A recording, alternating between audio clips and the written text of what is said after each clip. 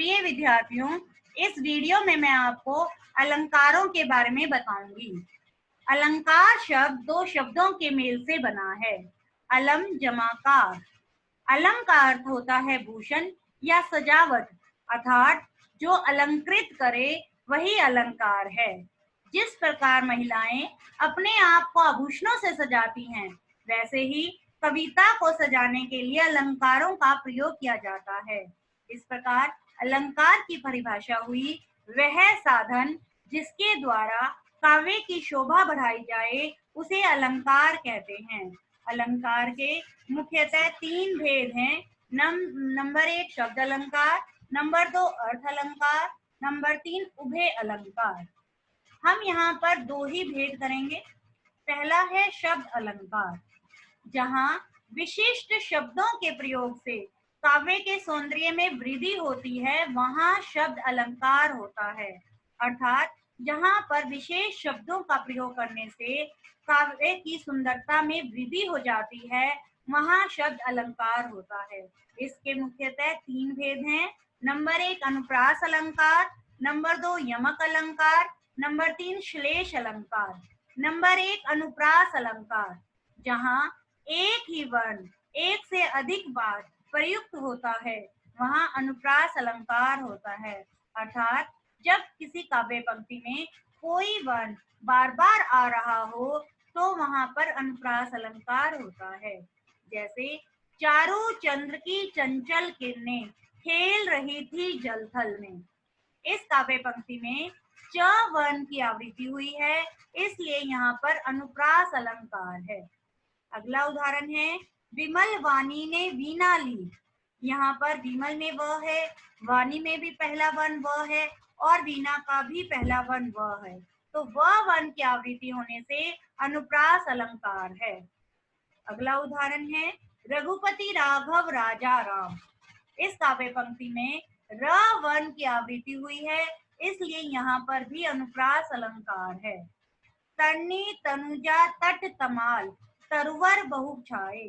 इस काव्य पंक्ति में तरनी का पहला वर्ण त है, तनुजा का भी पहला वर्ण त है, तट में भी त है, तमाल में भी त है, तरुवर में भी त है, तो त वर्ण की आवृत्ति होने से अनुप्रास अलंकार है।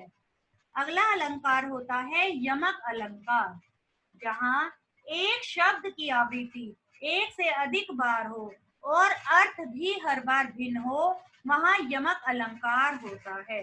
अर्थात इस अलंकार में किसी शब्द का प्रयोग बार बार होता है और उसका अर्थ भी हर बार अलग अलग होता है। जैसे कनक कनकते सो गुनी मादकता अधिकाए, या खाए बोराए जग वा पाए बोराए। यहाँ कनक शब्द का प्रयोग दो बार हुआ है और दोनों स्थानों पर ही इसका अर्थ भिन्न है। यहाँ पहले कनक का अर्थ है धतूरा और दूसरे कनक का अर्थ है सोना। इसका अर्थ यह है कि सोने अर्थात धन में धतूरे से 100 गुना अधिक नशा होता है, क्योंकि धतूरे को तो खाने से नशा होता है और सोने को तो पाने से ही नशा हो जाता है। अतः अर्थ भिन्न होने के कारण यहाँ पर यमक अलंकार है। अगला उदाहरण है कहे कवि बेनी बेनी ब्याल की चुराई लीनी। यहाँ पर बेनी शब्द दो बार आया है। पहला बेनी शब्द कवि के नाम के लिए आया है और दूसरे बेनी का अर्थ है चोटी, अतः यहाँ पर यमक अलंकार है। अगला उदाहरण है जे 3 बेर खाती थी वे 3 बेर खाती हैं। यहाँ पर बेर शब्द दो बार आया है। पहले बेर का अर्थ है बार और दूसरे बेर का अर्थ है फल। अगला उदाहरण काली घटा का घमंड घटा। यहाँ पर घटा शब्द दो बार आया है और पहली घटा का अर्थ है बादल और दूसरी घटा का अर्थ है कम होना। अगला उदाहरण है माला फेरत जुग भया फिरा न मन का फेर, करका मन का डारी दे मन का फेर। यहाँ पर नीचे वाली पंक्ति में मन का शब्द दो बार आया है और दोनों बार इसका अर्थ अलग है। पहली मनका का अर्थ है हृदय का और दूसरी मनका का अर्थ है माला का दाना। तीसरा भेद है शब्द अलंकार का श्लेष अलंकार। जहाँ शब्द एक ही बार प्रयुक्त हुआ हो लेकिन उसके दो या दो से अधिक अर्थ निकलते हो, वहाँ श्लेष अलंकार होता है। श्लेष का अर्थ होता है चिपकना। इसमें एक शब्द के साथ कई अर्थ चिपके होते हैं, अर्थात शब्द एक होता है और उसके अनेक अर्थ होते हैं।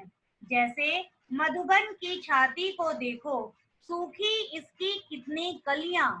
यहाँ मधुबन और कलियां शब्दों के दो दो अर्थ हैं। मधुबन शब्द के दो अर्थ हैं बगीचा और संसार, और कलियां शब्द के दो अर्थ हैं फूल की कली और संसार के प्राणी। अतः एक ही शब्द के दो अर्थ होने के कारण श्लेष अलंकार है। अगला उदाहरण है मंगन को देख, पट देत बार बार है। यहाँ पर पट शब्द के दो अर्थ हैं, दरवाजा बंद करना और वस्त्र देना। अगला उदाहरण है रहीमन पानी राखिए, बिन पानी सब सून, पानी गए न उबरे, मोती मानुष चून। यहाँ पर पानी शब्द के तीन अर्थ हैं। मोती के संदर्भ में पानी का अर्थ है चमक, मनुष्य के संदर्भ में अर्थ है इज्जत, और आटे के संदर्भ में पानी का अर्थ है जल। अतः यहाँ पर श्लेष अलंकार है। आइए अब हम अर्थ अलंकार सीखते हैं। अर्थ अलंकार कहते हैं जहाँ शब्दों के अर्थ से चमत्कार उत्पन्न हो, वहाँ अर्थ अलंकार होता है। काव्य सौंदर्यों में अर्थ अलंकारों का विशेष महत्व होता है, क्योंकि ये उसके आंतरिक सौंदर्य में वृद्धि करते हैं। अर्थात जहाँ शब्दों के अर्थ से चमत्कार उत्पन्न हो, वहां पर अर्थ अलंकार होता है। इसके मुख्यतः 5 भेद हैं। नंबर 1 उपमा अलंकार, नंबर 2 रूपक अलंकार, नंबर 3 उत्प्रेक्षा अलंकार, नंबर 4 मानवीकरण अलंकार, और नंबर 5 होता है अतिशयोक्ति अलंकार। उपमा अलंकार, जहाँ एक वस्तु अथवा प्राणी की तुलना अत्यंत सादृश्य के कारण, समानता के कारण किसी प्रसिद्ध वस्तु या प्राणी से की जाए, वहां पर उपमा अलंकार होता है। इसके 4 मुख्य अंग होते हैं। उपमेय, जिस व्यक्ति या वस्तु की तुलना की जाती है उसे उपमेय कहते हैं। उपमान, जिस व्यक्ति या वस्तु से तुलना की जाती है उसे उपमान कहते हैं। साधारण धर्म, दोनों में ही समान गुण का होना। और वाचक शब्द हैं वे शब्द जो उपमेय व उपमान में पाए जाने वाले गुण को प्रकट करते हैं, जैसे सा, सी, सम, सरिस, सदृश, समान, तुल्य आदि। उदाहरण है मखमल के झूल पड़े, हाथी सा टीला। इसमें उपमेय शब्द है टीला, उपमान शब्द है हाथी, और वाचक शब्द है सा। अतः यहाँ पर उपमा अलंकार है। यहाँ पर टीले की उपमा हाथी से दी गई है। ये देखिए अरविंद से शिशु वृंद कैसे सो रहे। इसमें उपमेय है शिशु, अर्थात शिशु की तुलना की गई है। उपमान है अरविंद, और शिशु की तुलना अरविंद से की गई है, और वाचक शब्द है से, इसलिए यहाँ पर भी उपमा अलंकार है। अगला उदाहरण है पीपर पात सरिस मंडोला। यहाँ पर उपमेय है मन, उपमान है पीपर पात, और वाचक शब्द है सरिस। अतः यहाँ पर भी उपमा अलंकार है। हरि पद कोमल कमल से, यहाँ पर उपमेय शब्द है हरिपद, उपमान है कमल, वाचक शब्द है से, और इसमें साधारण धर्म है कोमल। अतः यहाँ पर भी उपमा अलंकार है। अगला भेद होता है रूपक अलंकार, जहाँ उपमेय में उपमान का आरोप किया जाता है, अथवा जहाँ समानता के कारण उपमेय और उपमान में एक रूपता दिखाई जाती है, वहाँ रूपक अलंकार होता है। अर्थात उपमेय और उपमान दोनों ही एक जैसे लगते हैं, उपमेय में उपमान का आरोप कर दिया जाता है, कोई फर्क नहीं रहता, वहां पर रूपक अलंकार होता है। जैसे उदाहरण है आए महंत वसंत, यहाँ पर महंत की सवारी में वसंत के आगमन का आरोप है, इसलिए यहाँ पर रूपक अलंकार है। अगला उदाहरण है चरण कमल बंदो हरिराई। यहाँ पर चरण पर कमल का आरोप कर दिया गया है, चरणों को कमल ही कह दिया है, इसलिए यहाँ पर रूपक अलंकार है। मैया मैं तो चंद्र खिलौना ले हूँ। यहाँ पर चंद्रमा पर खिलौने का आरोप है, चंद्रमा को खिलौना कहा गया है, अतः यहाँ पर रूपक अलंकार है। अर्थ अलंकार का तीसरा भेद है उत्प्रेक्षा अलंकार। जहाँ उपमेय में उपमान की संभावना अथवा कल्पना की जाए, वहां पर उत्प्रेक्षा अलंकार होता है। इसके वाचक शब्द हैं जानो, जनु, मानो, मनु, मनहु, ज्यों, जैसे, जनहु आदि होते हैं। जैसे उस काल मारे क्रोध के तनु कांपने उसका लगा, मानो हवा के जोर से सोता हुआ सागर जगा। यहाँ अर्जुन के क्रोध से कांपते शरीर में सागर के तूफान की कल्पना की गई है और मानो वाचक शब्द का प्रयोग हुआ है, अतः यहाँ पर उत्प्रेक्षा अलंकार है। इसी प्रकार कहती हुई यूं उतरा के नेत्र जल से भर गए, हिम कणों से पूर्ण मानो हो गए पंकज नए। यहाँ उत्तरा के अश्रुपूर्ण नेत्रों में ओस जल कण युक्त पंकज की कल्पना की गई है और मानो वाचक शब्द का प्रयोग हुआ है, इसलिए यहाँ पर उत्प्रेक्षा अलंकार है। अगला उदाहरण है फट गया सिर उसका, मानो अरुण रंग का घड़ा। यहाँ खून में अरुण रंग के घड़े के बिखरने की संभावना दिखाई गई है और मानो वाचक शब्द का प्रयोग हुआ है, अतः यहाँ पर उत्प्रेक्षा अलंकार है।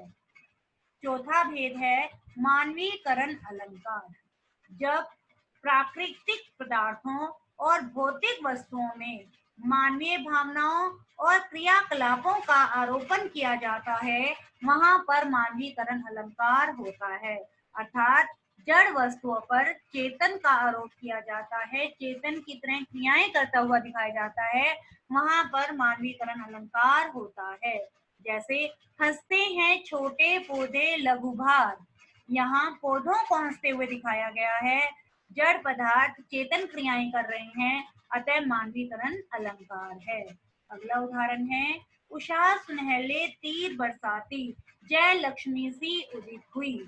यहाँ उषा को सुनहरे तीर बरसाती हुई नायिका के रूप में दिखाया गया है, अतः यहाँ पर मानवीकरण अलंकार है। और जय लक्ष्मी सी में उपमा अलंकार भी है। अगला भेद है अतिशयोक्ति अलंकार। जहाँ किसी वस्तु, पदार्थ अथवा कथन का वर्णन लोक सीमा से बढ़ा चढ़ाकर प्रस्तुत किया जाए, वहां पर अतिशयोक्ति अलंकार होता है। अर्थात जहाँ हम किसी वस्तु या पदार्थ का वर्णन बहुत अधिक ज्यादा कर देते हैं, वहां पर अतिशयोक्ति अलंकार होता है। जैसे हनुमान की पूंछ में लगन न पाई आग, लंका सिगरी जल गई, गए निशाचर भाग। यहाँ पर हनुमान की वीरता का बढ़ा चढ़ाकर वर्णन किया गया है, अतः अतिशयोक्ति अलंकार है। अगला उदाहरण है देख लो साकेत नगरी है यही, स्वर्ग से मिलने गगन में जा रही। यहाँ साकेत नगरी के भवनों की ऊंचाई का बढ़ा चढ़ाकर वर्णन किया गया है, अतः यहाँ पर भी अतिशयोक्ति अलंकार है। अगला उदाहरण है बाण नहीं पहुंचे शरीर पर, शत्रु गिरे पहले ही भू पर। यहाँ पर नायक की वीरता का वर्णन बढ़ा चढ़ा कर किया गया है, अतः यहाँ पर भी अतिशयोक्ति अलंकार है।